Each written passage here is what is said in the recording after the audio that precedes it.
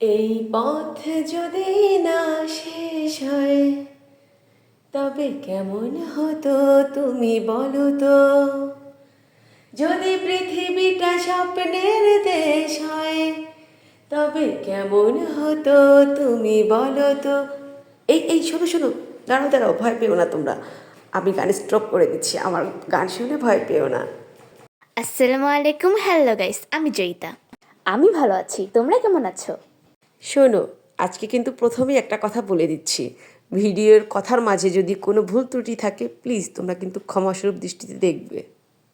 এই ভিডিওটা দেখে কিন্তু একদম ভেবো না যে আমরা এই গরমের মধ্যে ঘুরতে গিয়েছি। এটা কিন্তু শীতের সময়ের ভিডিও, তখন আমার মেয়ের স্কুল বন্ধ ছিল, সেই সময় গিয়েছিলাম।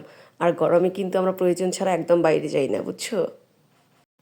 এই জায়গাটার কথা নতুন করে কি বলবো বলো, এটা এতবার গিয়েছি, আমার এত ভালো লাগে বলার বাহিরে। এই পার্কটা কিন্তু অনেক বড়, ঘুরতে প্রায় ৬-৭ ঘন্টা সময় লাগবে। লাস্ট যখন আমরা গিয়েছিলাম নব থিয়েটারে যাইনি, কারণ সময় ছিল না অতটা আমাদের হাতে। আচ্ছা শোনো একটা ঘটনা, তবে এটা যাদের সাথে ঘটেছে তাদের জন্য একটু দুঃখজনক, যারা দেখেছে তাদের জন্য হাস্যকর হতে পারে। অনেকেই তো ঝর্ণার পাশে দাঁড়িয়ে সেলফি তুলতে গিয়ে ফোনটাই ফেলে দেয় পানিতে।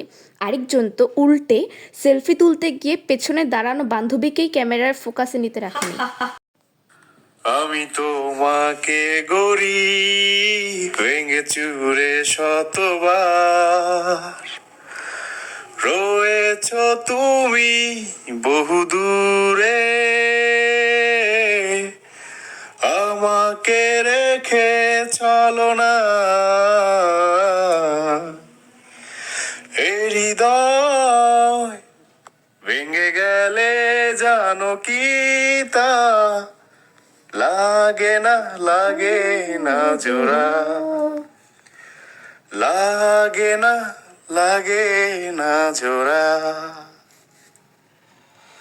আমি তো খুব সহজেই দৌড়িয়ে চলে গিয়েছিলাম, কিন্তু পিছনে মাম্মি অনেক ভয় পাচ্ছিল আসতে। আমি ভয় পাচ্ছিলাম কারণ এটা দুলতে ছিল।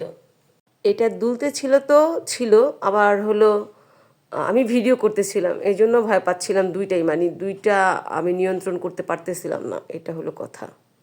खफा खफा और तुम दिल लगाने की बात करते हो,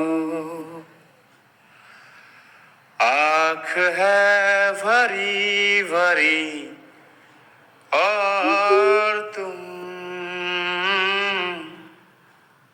मुस्कुराने